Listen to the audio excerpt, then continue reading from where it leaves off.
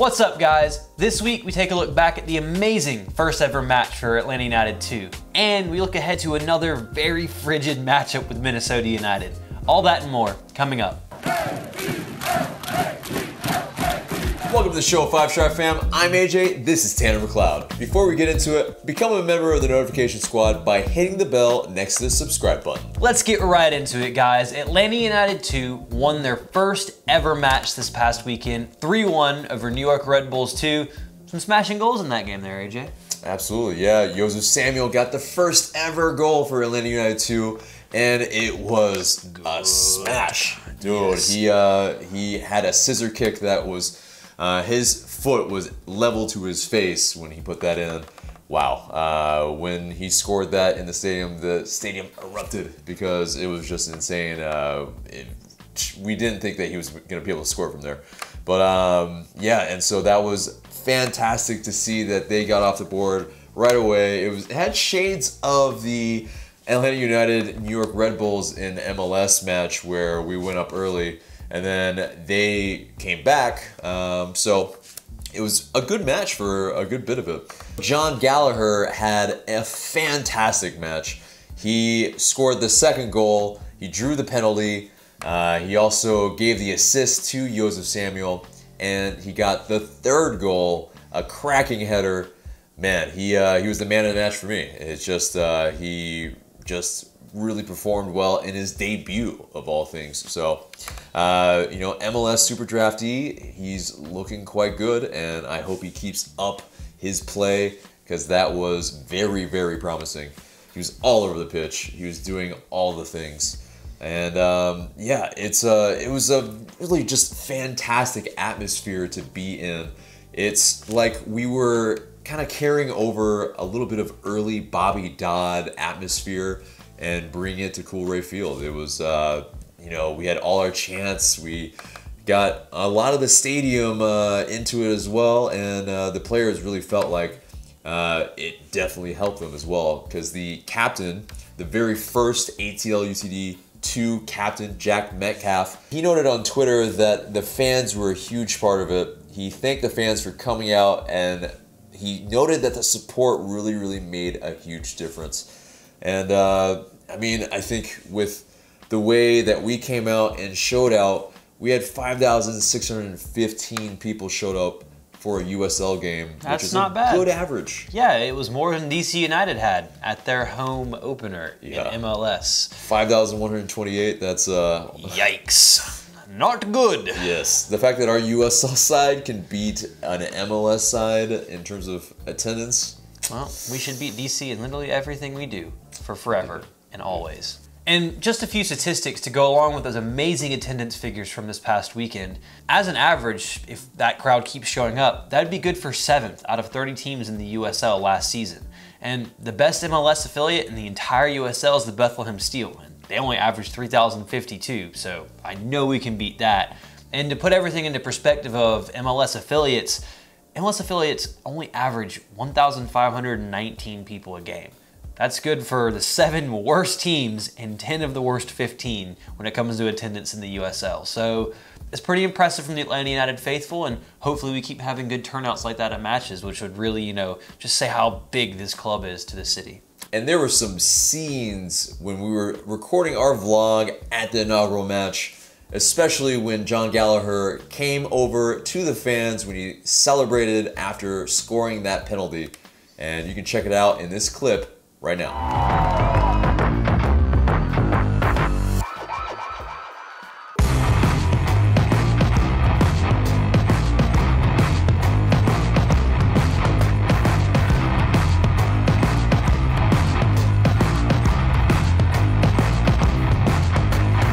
And you can check out the whole vlog up here in this link.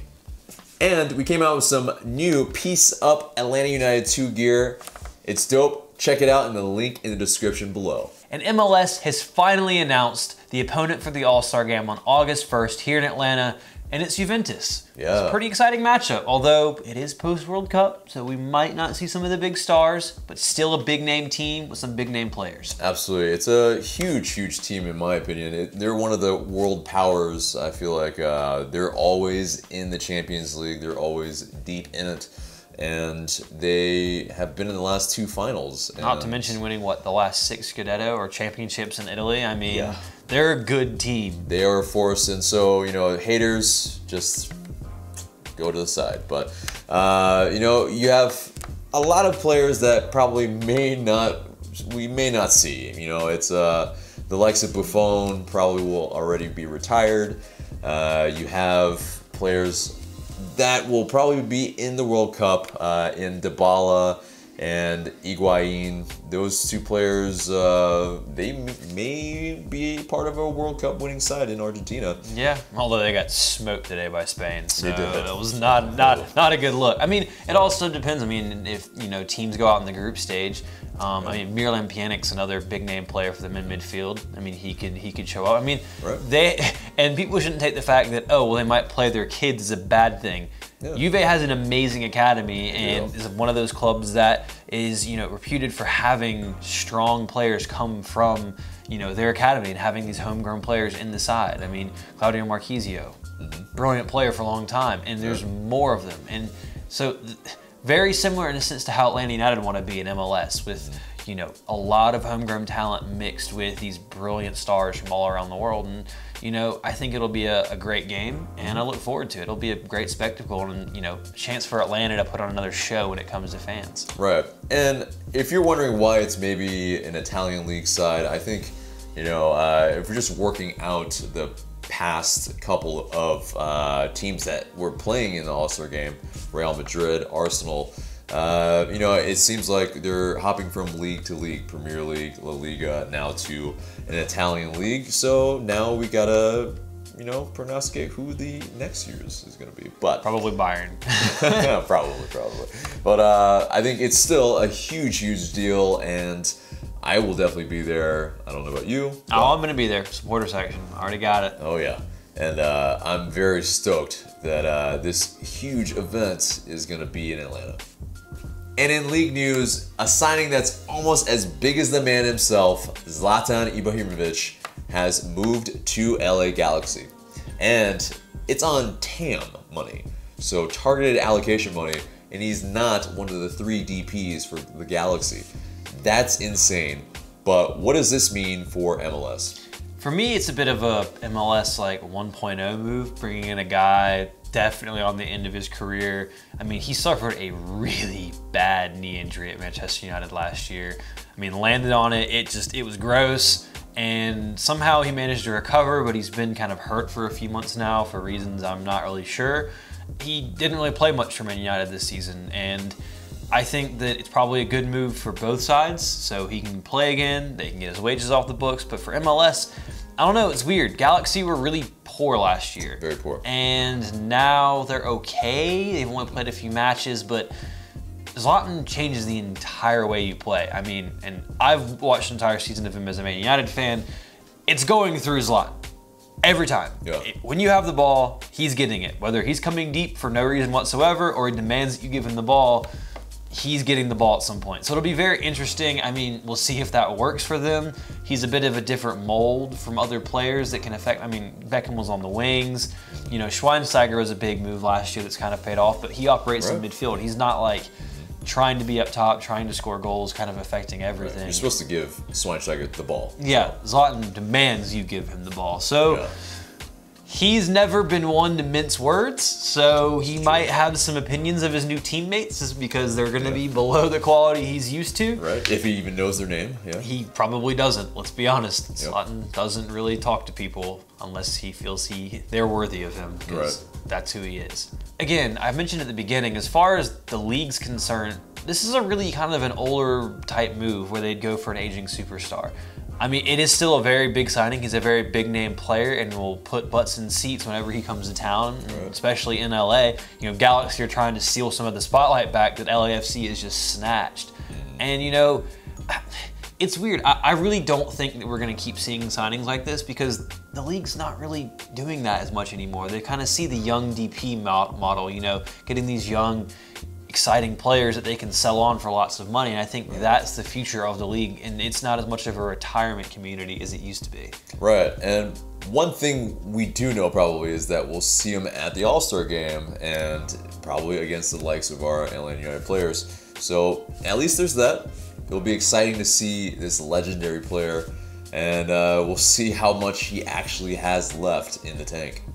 And we won't have to wait long to see him, possibly, because April 21st, we head over to LA to play them.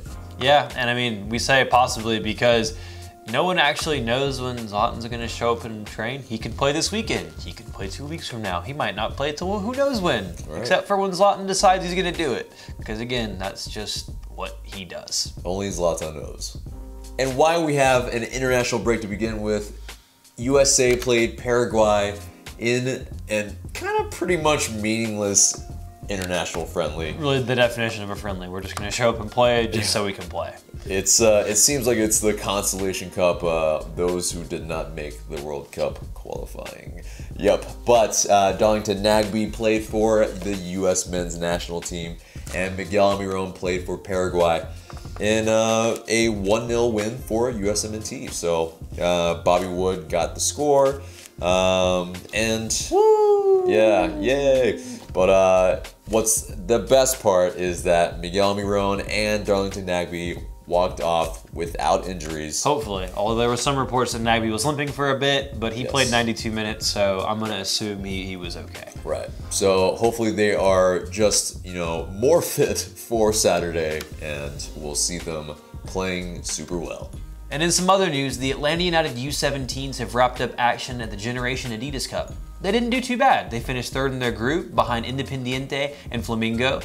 They lost to Flamengo the other day, but Flamengo's a pretty good team, nothing to be ashamed of. And they lost in penalties, so they didn't really lose. I mean, it's just penalties, but of course they did because Atlanta United in penalties to Independiente.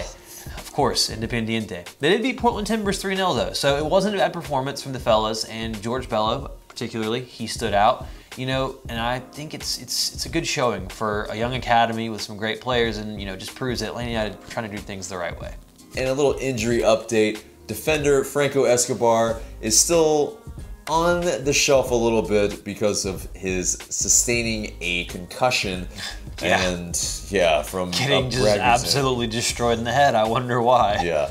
And so I think there's a little bit of league-wide protocol on that for concussions. So he hasn't trained. And then you also have Ezequiel Barco, who also hasn't trained. And that's on his 3-week timetable on his quadriceps. Originally, he was going to be maybe available for the Minnesota United game on Saturday. But looks like if he hasn't trained, then it's pretty unlikely. Yeah, he will not probably play. And also, Brandon Vasquez comes back into practice with his leg injury that he suffered. He's been away for, I think, 3 weeks. So he's coming back into the team, so he will be available probably for selection on Saturday as well. And speaking of Saturday, we'll get right into our preview for the Minnesota United match. This is a team that I really want to beat because I'm really salty about them beating us last season. They did not deserve that. But last time we went to Minnesota, everyone remembers what happened. Oh yeah. Pretty good day. Pretty good day. But Minnesota, still a team lacking a designated player. Not really any big names on this team. Indeed. But they also have got a good run of games to start the season as well. They are 2-2 with wins and losses. And that's pretty good in terms of expectations of them. I mean, that's you would imagine it's pretty low at first, and then so they got a result away. It's good stuff from the team. Yeah, I mean, they beat Orlando City. That's not saying too much, let's be honest. But still, they beat a team away, and an MLS teams usually don't win away, except at Orlando because they're terrible. Right. But I mean, they got a really respectable result against Chicago Fire. They're not a bad team, I mean, at all. They had the Golden Boot winner from last season. They're decent. However, both of their losses, they've given up 3 goals. They got shellacked this past weekend by the Red Bull 3-0. And then opening weekend of the season, they dropped a 3-2 result out in San Jose. So they do leak goals, which is good for Atlanta because they score goals. However, not great exactly defensively on our part as well. But that's something the boys have been working on. Indeed. Yeah, they've been working on that in practice, and they've made a point of it to make sure that as defenders, they're making sure that they're doing their part. But what may play something in our favor is maybe the weather. As we all remember, it was very snowy last season in our 6-1 win there. Everybody all questioned if our Latin players could actually, cut the grade there. Hat trick for Joseph, I'd say, cuts it. Definitely think so. And but it's going to be a low of 15 degrees in Minnesota, Minneapolis. Oh man, that's I am glad I'm not making that away day there. To anyone who does, you are a brave soul, and I applaud you and salute you, kind sir, madam. Exactly. And in last year it was 13 degrees with snow. There might not be snow this time, so at least there is that. And with the weather that's been in Atlanta recently, at least the team, Atlanta United, have been able to kind of, maybe at least to a small degree, get a little bit of that feel. And Michael Parkhurst had an interesting quote to say about the match and what might happen. So Parky had this to say: "Hopefully we will score a lot of goals so us defenders will be able to run up to Joseph and Miguel or whoever scores so we can hug everybody to use the body warmth."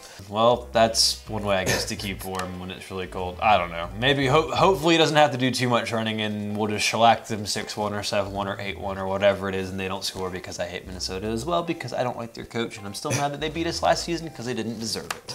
Indeed. But I think we need to predict at least what's going to happen in the lineup, because, well, we may not have Escobar, which might be a huge blow to the back line. So in terms of that, who do you see deputizing for him? I think it's probably going to be Zizzo. I think he's probably the most natural replacement. I know that we should never ever try to do McCann in midfield and Larinowitz in defense in any formation ever, especially considering that McCann looked really good at left wing back last match. Absolutely. So I think that's somewhere that he will be playing quite a bit, especially when we need that defensive balance.